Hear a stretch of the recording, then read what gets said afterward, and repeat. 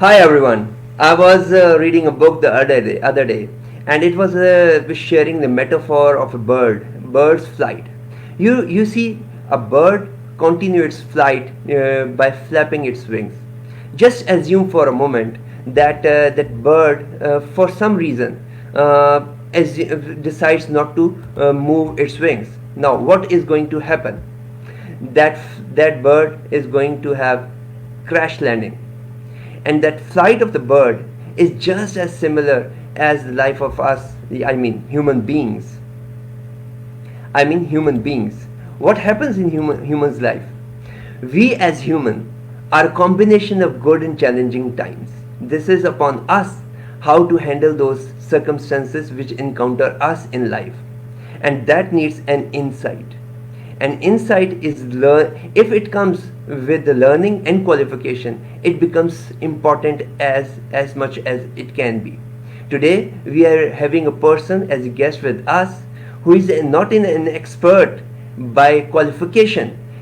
She has experienced all those adversities and much more in her life herself, and today she is contributing in lives of others in order to embrace adversity and trauma in their life. Let me welcome with you Jess Van der HOECH from United Kingdom, who is sharing this platform today with us in order to share her wisdom upon the topic. Let us welcome her. How are you, Jess? I'm very well, thank you. And you? All fine and great. I find you very energetic, and I wish you good luck in next 20-30 minutes on this platform. We welcome you formally, and we will request you to introduce yourself and your current working experience and status with all the audience worldwide watching you right now. So I'm Jess Van der HOECH, and I'm a therapist from the United Kingdom. I specialise in the impact of trauma. I'm the director of the Gap Bedfordshire Limited, which was a service that I set up for children and young people who have experienced trauma. And the reason I did that was because I had my own very difficult childhood. I was homeless when I was 16. I struggled with addiction, and I was in a very violent relationship which impacted my child, and there was nowhere that my own child could be seen by somebody to process the trauma that he had seen. So after I qualified as a counsellor, I then decided that I was going to do all of my further training on the impact of trauma so that I could learn more. And that was when I launched the Gap. I launched the Gap in 2018. And I now spend my working days with children and young people processing trauma. So that sounds great. For example, let me know that why only children? Why not the people from all other age groups? For example, trauma can be encountered by any age group. It doesn't need any age group to be very specific. Why only kids in your case? I decided I always wanted to work with children anyway. I like children. I like working with children. And there was nothing in my area that specifically focused on working with trauma and dissociation in children and young people. And that was where the Gap was. And I did work with adults. I've done a lot of work with adults, and a lot of the adults who I'd worked with who had addictions or had real adverse life experiences had all said the same, that they just didn't get the support that they needed when they were young, because there was just nowhere for children to go specifically for trauma. So seeing that gap was there, that gap has been there for a long time, I decided that I would launch the Gap and try and fill it. Yeah, vivid on your part. Just let me share you one thing which was not in our agenda. But while all the people worldwide are watching this program, I want it to be very clear to all the audience right now that this program is not the formal interview or something like this. This is just the informal chat between two friends who are living on two different parts of the planet Earth, and they are talking with just only one intent, and that intent is to spread positivity and something good we have in common in us with all the audience around us. And if that purpose is taken well, we are going to have this discussion irrespective of how it looks like and how it goes, but it is going to be from heart to heart discussion, I believe. With this, I would request Jess to share us the real meaning of trauma, what actually it means really, and why to study this trauma thing in one's life. So trauma is any experience that overwhelms us, and often you know when everyone can experience trauma, everyone can experience traumatic traumatic events. Not everyone is going to be traumatized, so that's going to very much depend on who you are, your life experience, your genetics, who you have around you. You know, there are a lot of different factors that can affect, you know, the impact of trauma, but it is essentially anything that is overwhelming. And I think that's sometimes where we don't see something as being traumatic, because sometimes people can refer to a list and say, well, it's, you know, certain types of abuse, and it's for soldiers, and it's, you know, they're the only people who can experience trauma, and that's simply not the case. Nobody is immune to traumatic experience, and if it's not dealt with, if something traumatic happens and you don't deal with it, then it can begin to impact and affect things moving forward. You know, different choices that you make, and, you know, your own belief in your own ability, and, you know, your ability to fulfill your own potential. It does begin to impact, sometimes consciously and sometimes subconsciously. So I think, and that is important. That is important. It's a combination of consciousness and subconsciousness. I was reading once that healing doesn't mean the pain never existed. Healing doesn't mean that the pain never existed. It really means that the damage no longer controls us. So when you are talking about consciousness, let us know that how consciously we can control the tendency of the pain we are going to experience. And if you are qualified in this, before you answer that question, let us know that what qualification you really have about it. So I've trained specifically in the assessment and treatment of complex trauma and dissociation in children and adolescents. I've done a lot of attachment training. I think trauma is something you can study it forever and you'll still never know. We can never really know, you know, everything, because it's such a massive area and the brain is such a complex thing, you know. So I think it's my biggest learning has come from being with children and adults and processing that trauma, and actually watching and seeing the difference that processing trauma has. I think my clients will always be my best teachers. My clients will always teach me more than any book or any course, you know.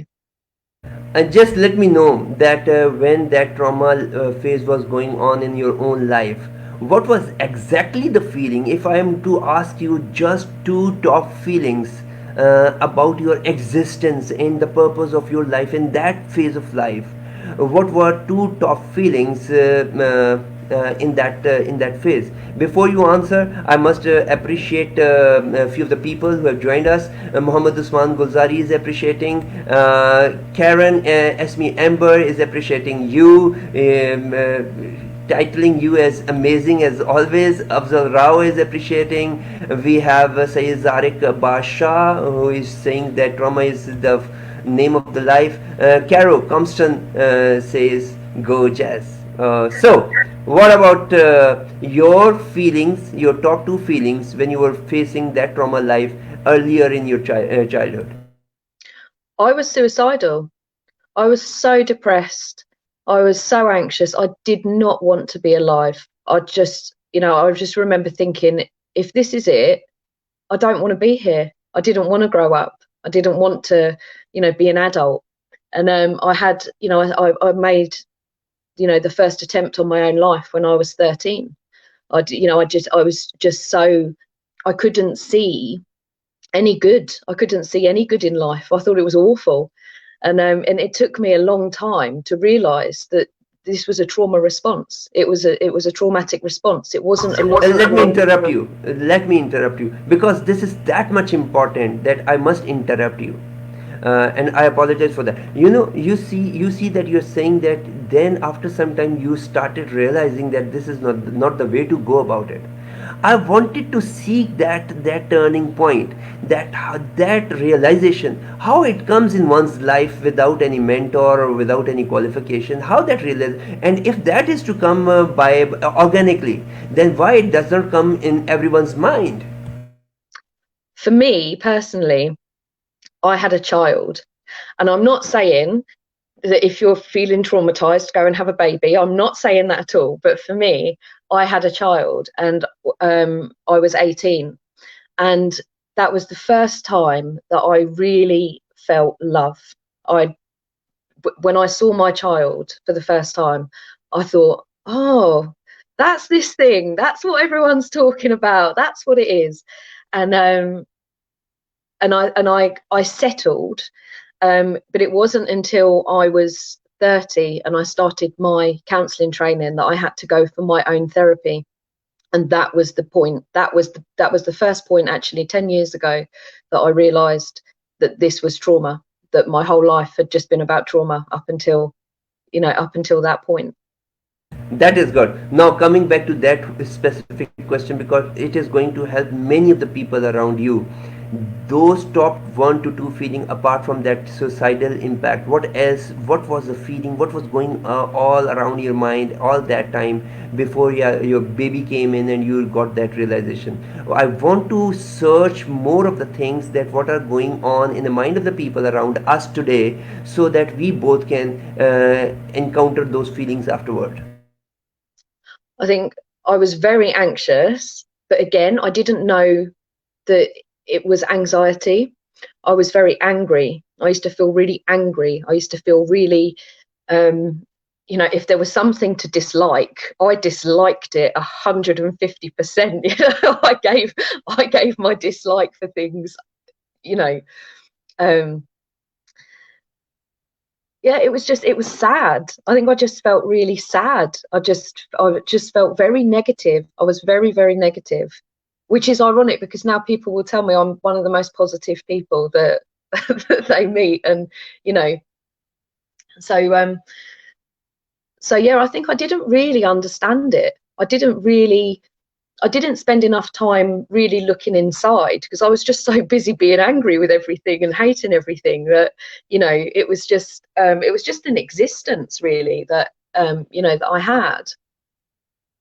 Let me ask another question, Jess. Now the discussion is mesmerizing till now.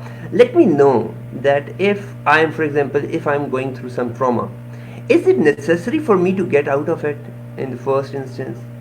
Is it really necessary for me to get out of it? And if it is, for a moment, if your answer is yes, it is necessary, then I want to ask you why. And the next question is that am I able to do it alone, without any mentor, without anything, or without any person sharing me any details and wisdom, and I go on my own and I say, okay, I'm going to get out of this trauma myself? I think it's necessary to get out of trauma. I do believe it is, obviously, because being able to fulfill your own potential, being able to really enjoy life, making good choices, and really being able to love yourself, I think I think it is really important. I know that a lot of people sometimes are just not ready, because in order to come out of the trauma, you have to go to the trauma, you have to go to the pain. And that can be really, really difficult. And it's a very brave thing. It's a very, very brave thing to say, I'm ready and I want to go and sort this out. I also think in terms of, can you do it on your own? I think, and I have been thinking about this actually for a while, because you weren't traumatized on your own. I can't think of an experience where you were traumatized by yourself, where you completely traumatized yourself without any kind of, you know, impact or anything from another person. And so I think for that reason, actually having somebody alongside you and actually having somebody to support you and to do that journey with you, you know, there are certain things that we wouldn't recommend doing on your own. You know, you wouldn't go and you know, climb a huge mountain and not tell anyone that you were going to go and climb the mountain. Somebody would have to know that you were going up the mountain so that they could keep you safe, so that if anything was to happen, if there was a storm or something, somebody could come and help you. And I think that metaphorically, processing trauma and dealing with trauma can be like climbing a mountain. And you don't have to take everyone that you know up the mountain with you. You're not going to take people, you're not going to take somebody who's going to eat all of your food, and you're not going to take somebody who's going to moan and whinge and make you go back to the bottom. You want to get to the top of the mountain. And so it's about choosing the right people who is going to come on that journey with me. And I think to you know, to have somebody, to have a coach or a therapist or somebody alongside you is quite a good choice, I think, of person, because they will absolutely know how to keep you safe and how to support you, you know, in that process. If you share that metaphor and you say that it is just like climbing the mountain, is selecting the people to accompany you, doesn't it sound like selfishness on your part, that you're selecting for yourself few of the people to carry with you, and you're leaving aside few of the loved ones who also love you, but you are leaving for your own interest? Doesn't it sound selfish on your part? Number one. Number two, how much willpower contributes to trauma management in your life? And I'm especially asking this question of willpower's contribution towards trauma management in terms of the current times we have. The current times of self-isolation and that pandemic. You tell us that how much willpower contributes to a person who is confined to the house in these days, and still he thinks that he is going to get out of this trauma today. Okay, so do I think it's selfish? No. I think sometimes we have to do what's best. Doesn't it sound so much serious in this discussion right now? I think, do you know, I think sometimes really looking at who you want to come and process trauma with you, it is where sometimes you have somebody who you know is a loved one. It's somebody who loves you. And sometimes it's not about them, it's about them not seeing it. When somebody loves you, they don't want to see you in pain. And I think sometimes if you have somebody who really loves you along your side, they want to fix it. They want to, like, I never give someone a tissue in my therapy room. I never give someone a tissue. You have to take the tissue if you want it. I'm not, because if I pass someone a tissue when they're crying, that is me saying, stop crying, have the tissue, stop crying, you know. And I think sometimes when we are so loved by, you know, people around us, they want us to heal very quickly, just heal very quickly, have the tissues, take the tissues. And so this is why it's not always, you know, they're not always the people who are going to be able to fully process with you. And I think as humans, you know, when you see that somebody wants you to heal, you want to kind of skip ahead, and, you know, and actually in the metaphor of climbing the mountain, you have to go through every step. There's no point getting a helicopter to the top. You need to go through every step, and you need to feel that. And, you know, so I think that's sometimes and that is about self-care, and it is about self-love and making those decisions that are the best, you know, for you. In terms of what we're kind of going through at the moment, we are in a collective worldwide traumatic experience, and it's not over yet. So it's difficult to process something. We can only ever really process anything when we know that we're safe. So we have to be able to feel safe before we can really, you know, before we can really process it. And at the moment we're not. And so it's difficult to know the full extent of how we are being affected, and until we come out of it. And I think that's the thing about this virus. This virus is very much showing us that there is no discrimination. It doesn't matter what color you are. It doesn't matter how much money you have. It doesn't matter where you live in the world. There is one kind, and that is humankind. And this virus is attacking humankind. And so we are all in this collective trauma. We're all going to be having very different experiences. We are all going to be having very different feelings and emotions. We're all in it, together. We've got some people who need to be helped. We've got some people who are the helpers. We've got people who are, isolated completely on their own, and they haven't seen their loved ones for a long time. We've got people who are isolated with their families, so at least they have companies. We have people who are isolated with their family and are wanting to be on their own right now, because it's a very, very different experience to anything that we've ever had. And I don't think we're really going to know the full impact until we're out of it. What we have. Yeah. Ali Sharali said that I made it, Jess. That is incredible. And then she says that my dad tries super hard to understand what I've gone through, but he just cannot. We keep him updated with what's going on, but it's best for him and me to go through it with my mom. And similarly, Caro Compton says that exactly, shed your those tears, feel all the feelings, and Karen says that so true, Jess. Just let me know that if that is the case, then what would be your advice, being an expert and qualified therapist, to all the people, all different ages, who are listening to your words of wisdom right now? If that is the case, that we collectively as a family, we all of us are going through tough times, unsafe times. You claim it to be unsafe time. How do you want the people from different age groups to behave, and what would be the first thing to do right now, today, that is 30th of April 2020, before sleeping tonight? What would be the first thing all age groups have to do as per the advice of Jess? I would say, be kind. Do something that's kind for somebody else. And even if you're on your own, it might be that you write thank you and put it on your bin for the bin men to come and to give thanks, or check in with someone, send somebody a message, ask them how they're doing, or do something that's kind for yourself.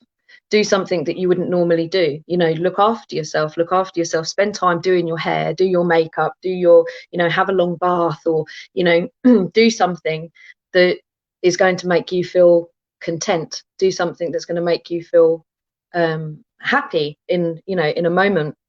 We're all in survival mode, whether we realize it or not. We are currently in survival mode. And so what we're doing, we usually have our three responses. So we have fight, flight, and freeze, and so they're the most common trauma responses that we use. Well, at the moment, we're being told that we can't use flight, like we can't go out. So sometimes, if something was happening in the house and you wanted to go, get out, you might go for a walk, or you might go to the shop, or you go to work. You have that time to leave the house and to to kind of unwind a bit. We haven't got that at the moment, which is why we can find ourselves being a bit more angry. We can find ourselves being a bit more in that fight response, having arguments about things that normally wouldn't bother us. Or we can find ourselves lying on the sofa for hours and hours and hours doing absolutely nothing, and then feeling bad about ourselves because we haven't done anything. And there's no need to feel like that, because actually what your brain is doing is responding in a survival. It's a survival response. Your brain is making all of the plans it needs for you to be able to get from one end of the day to the other. And however that looks for you, you're doing fine. You're doing okay. Be kind to yourself. Understand that, this is, don't feel bad about if you, if you had an argument with someone, or if you kind of overreacted to something, it's normal. It's actually a normal response. So I think that kindness is a big thing at the moment. Don't you think that you are making people go into inactive mode by suggesting that thing to them, that be kind to yourself, without taking proper actions in their life, desired actions, what they should do, not only for themselves, but for all the people around them? I think some people don't have the capacity to do it at the moment. And I think, you can't pour from an empty cup. You have to look after yourself. And I think that, in looking after yourself, it's when you've looked after yourself and your own cup is filled, that's when you can serve somebody else. So I think that's really the priority at the moment, is to make sure that you're not, and especially that you're not running yourself into the ground by making sure that everyone is okay, and not looking at on the inside. Even if that's just spending a few minutes just sitting in quiet contemplation, thinking about what is going on for you, how are you really feeling, kind of being aware, I think is really important. It is really important. Journaling can be very helpful as well, just writing a few thoughts down every day of how you're feeling, because all of this is going to be very helpful information for when we come out of the other side. Jess, you are making me wonder. Now I'm going off track. I cannot grasp it that much with the intent you are sharing. Let me share you my own thinking right now on your answer. So you are commenting that if a person is not doing anything and he is just lying on the sofa all day, he is still behaving kind to himself. Now the question is, I take it, and then when I asked you, you said that everybody has not that much capacity to serve others at much specific time of the life. I must say that to me, this is disgrace to the human capacity in first instance. Humans are complex machines, not only complex, but they are marvelous machines as well. To me, every human body, every human soul has the capacity to serve others. And if anyone is not doing it, he is not doing justice with the existence of him or herself. Now, you may comment on it, but before I go further, I must share you that I had been into a learning journey for last 28 years, where I have seen so many people around me who always think that they are getting prepared for some bigger purpose, and they are going to act for humanity the moment they are going to get ready as a product themselves. And for the last 28 years or so, I have seen many people failing and wasting their time with that contentment that they are not still full product. Now I want to ask you the question, that where is that balance, and where is that decision making benchmark which is going to tell Jess that, Jess, you are done with your preparation, you are a product now, you go out into the world and serve others? Who is going to tell Jess or Shahzad that you are done and you can now proceed further? I think it's all got to come from inside. And I think at the moment, when I'm saying about people who are kind of shutting down and watching their box sets all day, and the way the brain develops from the bottom up. And so in the lower regions of the brain, so this is where in the lower regions we have the survival responses, and then that comes into our emotional brain, and then our thinking brain, and our logic and reasoning is on top of that. Well, when you're in a situation where we're just trying to survive, and that's what we're all doing at the moment. I'm not sure how locked down you are. I think we're in our 4th or 5th week now. I've lost all sense of time at the moment. But what's actually happening is the cortex, or the thinking brain, actually shuts down and leaves you just with the responses of the lower regions of the brain. So one of those is can be freeze.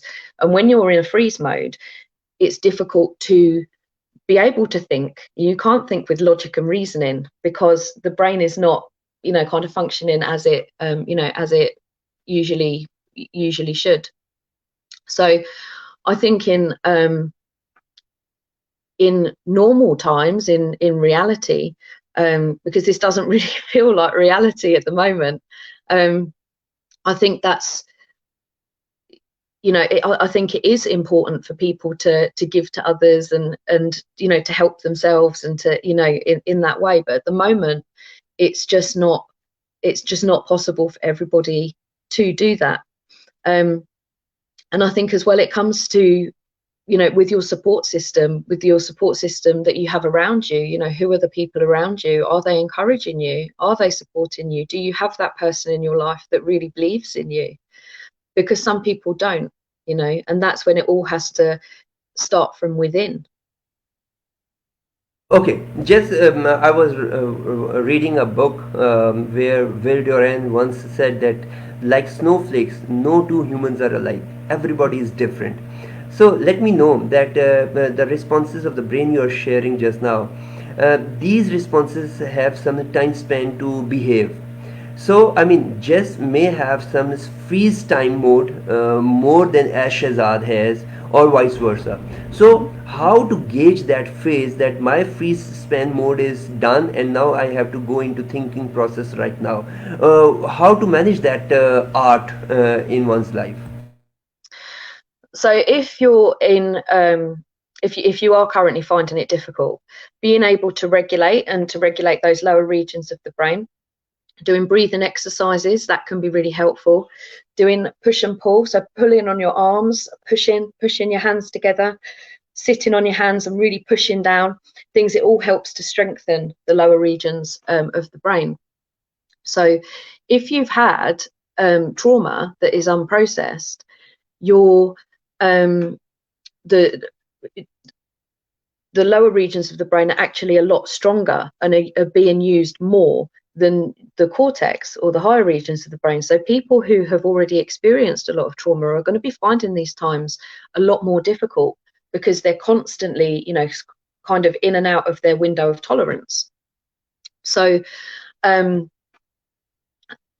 doing things that can help to strengthen those lower regions in the positive way can help you to begin to call the cortex back, the thinking brain, to be able to think and plan and to be able to do things differently. Even things like drinking through a straw, because if you drink through a straw, the sucking that you do is engaging more in the lower regions of the brain. Chewing, when you chew your food, really chew your food and really pay attention. All of these things come from the lower regions of the brain because they're all things that the things that we need to do to survive as well. Trying to keep like bedtime, try and keep bedtime in a routine. So rather than sleeping kind of all over the house, make sure you go to bed every night and to try and keep that in something that's familiar. So okay, just let me know that. Once I was sitting on the second floor with in office with my mentor, and we were sharing the impact of negative experiences or the experiences which are very hard to face in one's life.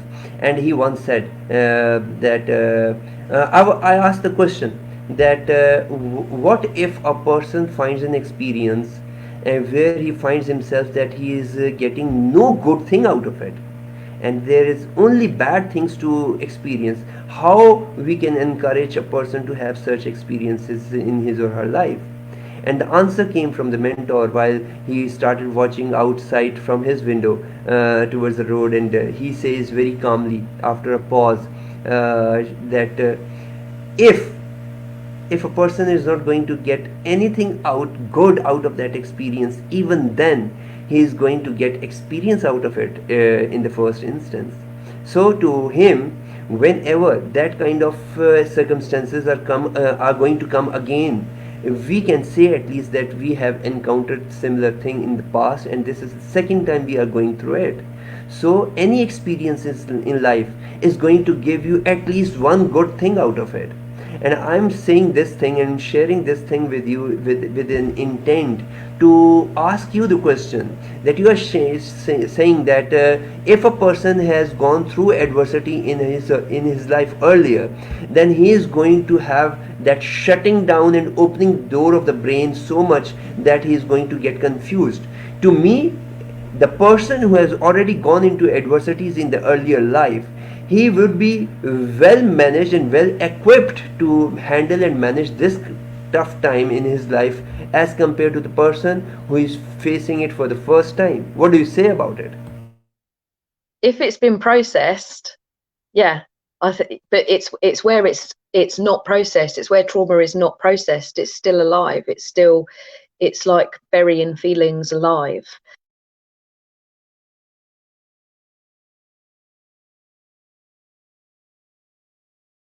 Somehow Jess has went and she'll be back right now.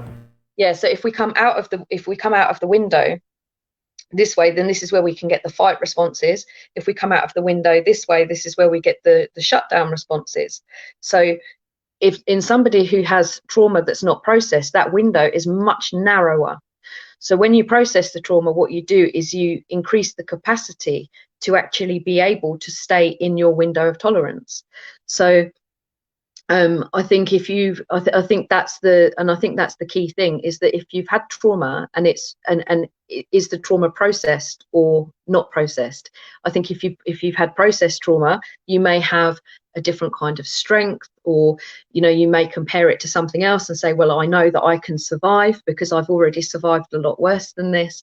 If that trauma is still activated, and again it's conscious, and the conscious and the subconscious conscious, you can find yourself going into those responses very quickly, without seeming to have much control of it.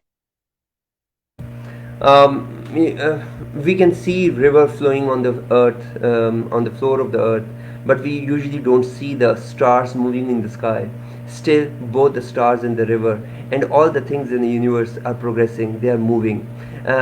With this, I must say that in the meantime, Wazir Heather is appreciating, and Ale Sharali says that grounding techniques has really helped me. Let us know something about grounding techniques first of all. So the grounding techniques, so using your senses. So if you look at your 5 senses, so grounding sometimes to use taste, get a really powerful taste. So peppermint is really good. So in chewing gum, take 3 or 4 pieces of strong chewing gum and really chew down. That can be very grounding. Looking for or maybe going outside and listening, really listen, see what can you hear, what are all the different sounds that you can hear if you were to sit by a window, or just step outside. The breathing, practicing breathing techniques, so doing some really deep breathing is very helpful. The push and pull that I've mentioned before, there's loads, and if you Google grounding techniques, there are so many, and it's about finding what really works for you. And what you can find sometimes is that like the breathing, it might it works and you think, oh, this is really, really helpful, and then all of a sudden it feels like it's not working anymore, and it's just because you've practiced it so much. You need to go and find something else, to keep topping it up, and finding the things that are really working for you. So sometimes looking at a picture, if there's a nice place, if you like looking at pictures of beaches or trees or mountains, then looking at a nice picture. It could be a loved one. Some people don't have loved ones who they want to look at a photo of, so then it would be finding a place to look at. So there's loads. Listening to music as well, that can be very grounding, because music comes from a different part of the brain. So you activate and light up a different part of the brain. And laughter as well. I think laughter is really good, because you can't feel shame and laugh at the same time. The 2 areas of the brain cannot light up at the same time. So sometimes just watching something that is going to make you laugh can be a really helpful thing to do if you're feeling a bit rubbish. Anxiety and anger are 2 small tigers, and they are fed on our feed. This is us who are going to feed them, to either make them strong or let them be the baby tigers. And similarly, ego know only the names of two islands. One is named past and the other one is named future.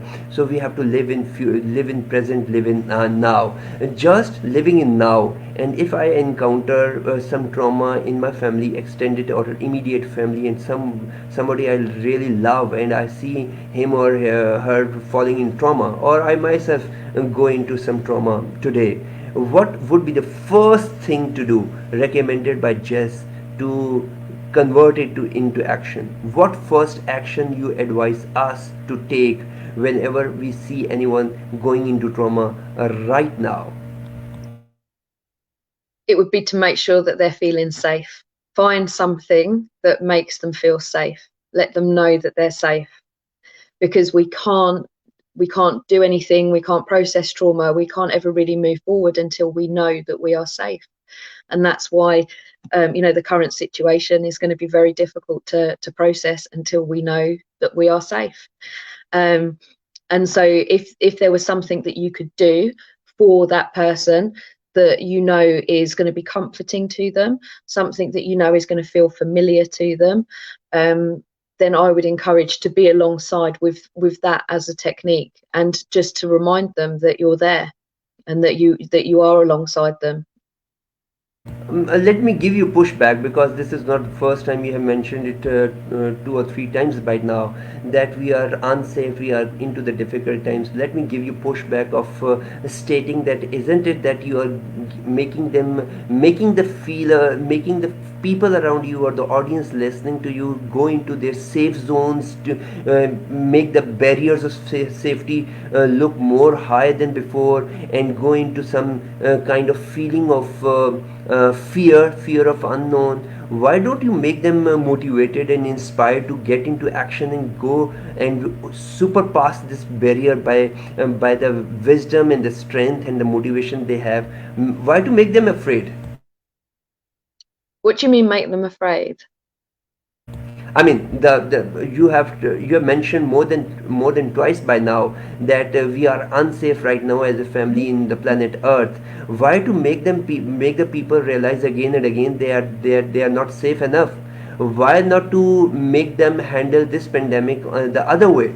Motivate them, inspire them, and get them into the action to overcome the obstacles they have today. Because they can take action by going and finding the things that make them feel safe. It's That is the point. Yeah, that is the point. That is the point where I wanted to make you land. Now, see, this is the difference the audience is going to watch. I understand that today people are watching from different parts of the world in this conversation. People with different levels of maturity are watching it, and people from different age groups are watching it. So I wanted you to tell the people that this is not the only one perspective you are sharing. You must share this perspective of life as well. That mentioning the people that they are into the unsafe zone right now, that doesn't mean that they get afraid of it. That also means that they get into action more than ever before. Throw some light on it from that perspective as well. So again, I think it comes to, we all look at life through our own eyes. Nobody can look at life through anyone else's eyes. We only have our own experience. And for some people don't know what safe even means. What does safe mean? When do you know that you're feeling safe? It's not a question we often ask ourselves. It's not, I don't really wake up in the morning and go, am I feeling safe? I just kind of assume that I am. And I don't know about other areas of the world, but I know it's become on emails, the sign off, and when you put the phone down, people say, stay safe. But what does that really mean? What does that really mean to, a child feeling safe is going to look very different to an adult feeling safe. And it's not, and safety comes from the inside. You could be you could have as much, outer protection on you as you could possibly get on you. But if you don't feel safe from the inside. So sometimes just sitting and thinking, and I would say to everyone at the moment, write down, what does safe mean? How do you know when you're feeling safe? What are the things that you what are the things that you think? What are the things that you feel? If you're feeling unsafe, where do you feel it in your body? Where is that, where is it coming from? Who are the people around you who you know are going to keep you safe? And to really unpack it, because it's a kind of, sometimes things just seem like it's just a word. And, sometimes when you ask somebody that question, what does that really mean? What does it mean to you?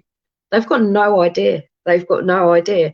And so, and to do the things and to repeat doing the things that make you feel comfortable, those things that give you that feeling of safe, do those things every day, several times a day, and keep safe. That is nice. Once I was listening to your talk on the other platform, you said that I am what I can. That was good phenomena to have. My question is, just walking into the last moments of the interview, my question is, how, being the therapist, do you tend to detach yourself from your patients?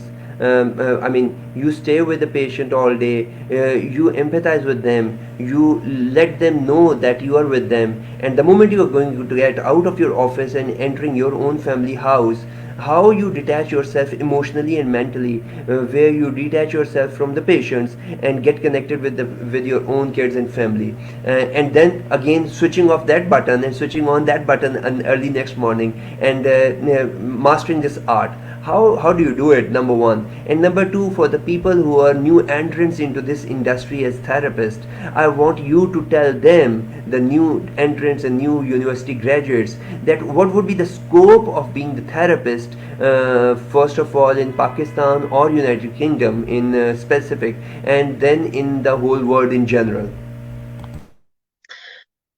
So the way that I detach, so I close off every session that I do, and we always leave with kind of a future little plan. What are you going to do over the next week? And I always get them to tell me the I ams and the I cans, where I do a lot of that. And also with a lot of laughter, sometimes just a little chat. So I close off every session, and I have absolute trust that these people who I see are some of the most amazing, bravest, strongest, most unique people ever. I really genuinely care about my clients, and I have absolute faith in them, that they're in the process. I know it's difficult for them. They know it's difficult. They know that I'm with them. I hope they know that I'm with them. But I make sure that, that it's all closed off, so that they go off with a sense of safety. This safe is really, really important. And so I finish off every session. If something has come up, so if I've heard something, really, really bad or, particularly difficult, I'll journal it myself. I'll do my own notes. I'll write. Sometimes I might go for a walk before I go home. And then when I come in, I'm not just the therapist anymore. And I know my kids, as soon as I get in, I go, mum, mum, mum, mum, mum. So it's a very good reminder of which role I'm in now. So because I'm a single parent, so I I'm kind of responsible for for all of the parenting things. So they very quickly bring me back to reality, and the really important things that are happening in their world, like finding out what's for dinner. So and again, it's about me making that connection then with my family, and finding out how was your day, and having a chat and kind of unwinding.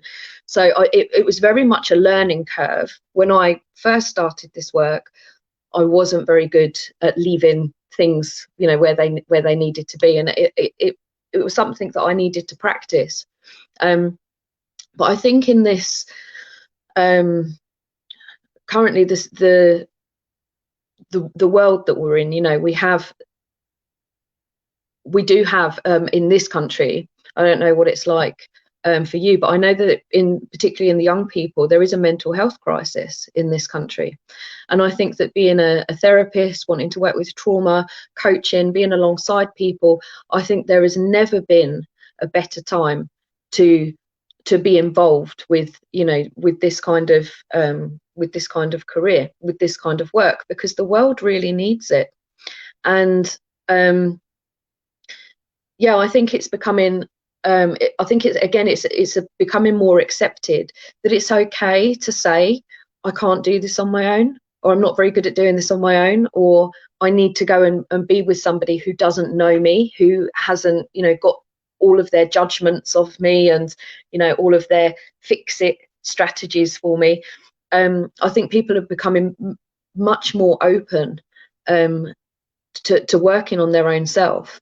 So I do think there's definitely a place for this work, and I think it's going to grow. I really do think it's just going to continue to grow as we become more open to it, and realizing that, we do need support from time to time. I still go for my own therapy when I need it, just to check in, to make sure that I'm still okay, and I